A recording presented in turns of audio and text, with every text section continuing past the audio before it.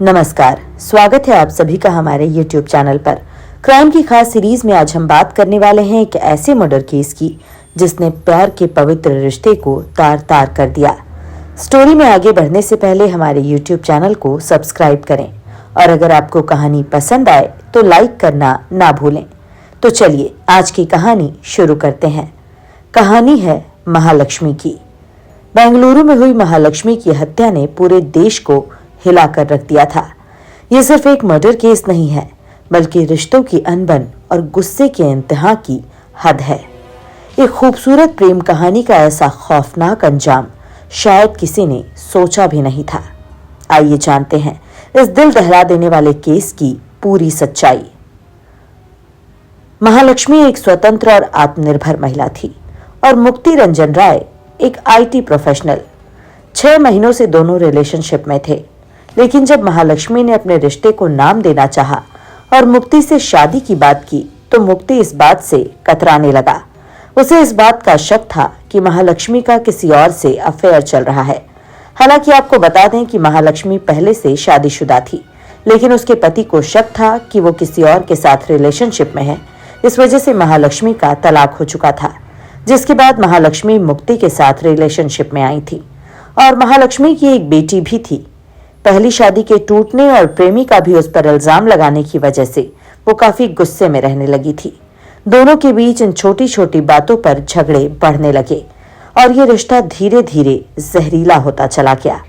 दोस्तों और परिवार वालों ने कई बार उन्हें समझाने की कोशिश की, लेकिन उनके झगड़े बढ़ते ही जा रहे थे और फिर कुछ ऐसा हुआ जिसे जिस किसी ने भी सुना उसके होश उड़ गए। बात 3 सितंबर 2024 की है।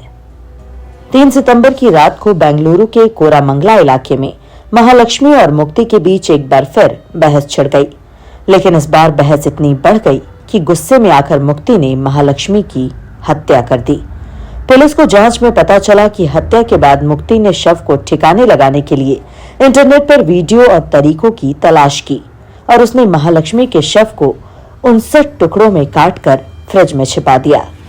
पुलिस का ऐसा मानना है कि उसने ये पूरी साजिश श्रद्धा वॉलकर हत्याकांड से प्रेरित होकर की। हत्या के बाद मुक्ति ने अपना फोन बंद कर दिया और बेंगलुरु से भाग निकला। पुलिस ने उसकी तलाश के लिए तकनीकी डेटा, कॉल रिकॉर्ड्स और CCTV फुटेज खंगाले और 25 सितंबर को पुलिस को ओडिशा के भद्रक में एक जंगल में मुक्ति रंजन का शव पेड़ से लटका मिला। शव के पास एक सुसाइड नोट बरामद हुआ, जिसमें उसने महालक्ष्मी की हत्या करने की बात कबूल की। नोट में लिखा था, मैंने जो किया वो गुस्से में किया, मैं अब इस अपराध का बोझ और नहीं उठा सकता। इस केस ने कई सवाल खड़े कर दिए हैं, जैसे कि क्या ये घटना सिर्फ गुस्से का नतीजा थी या इसके पीछे कोई और गहरी वजह थी।